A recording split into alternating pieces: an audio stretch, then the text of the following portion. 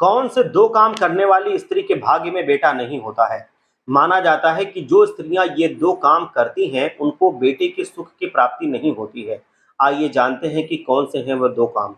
दोस्तों, भाग्य के आधार पर संतान की प्राप्ति होती है, क्योंकि भगवान मनुष्यों के पिछले जन्मों के कर्मों के आधार पर ही इस जन्म में भाग्य के आधार पर संतान की अथवा सुख की प्राप्ति प्रदान करते हैं। कुछ आज के समय में बेटे के सुख से वंचित रह जाते हैं। उनके मन में यही सवाल आता है कि ऐसा उनके साथ क्यों हो रहा है, कि उनको बेटे के सुख की प्राप्ति क्यों नहीं हो रही है, उनके भाग में बेटा क्यों नहीं लिखा है। दोस्तों, माना जाता है कि जो स्त्री विवाह से पहले कुछ ऐसे काम करने वाली होती है, तो ऐसी स्त्री को बेटे की प्राप्ति नहीं हो पाती है।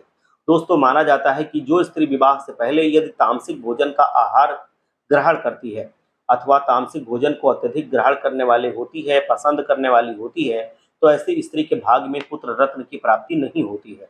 क्योंकि जो पुत्र रत्न की प्राप्ति है, वो सात्विक आहार ग्रहण करने वाले के भाग्य में बहुत होती है।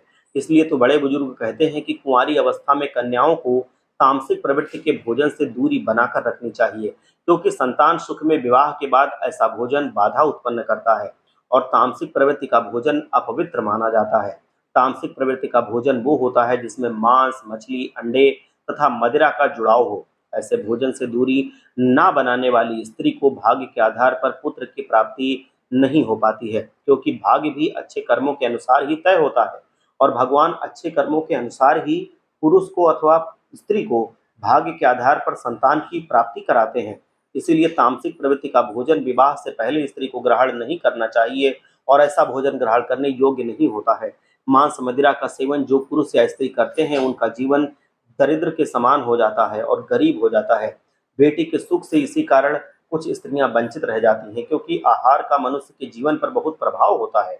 मनुष्य जैसा आहार ग्रहण करता है, उसकी बुद्धि अथवा उसका भाग्य उसी के प्रकार हो जाता है।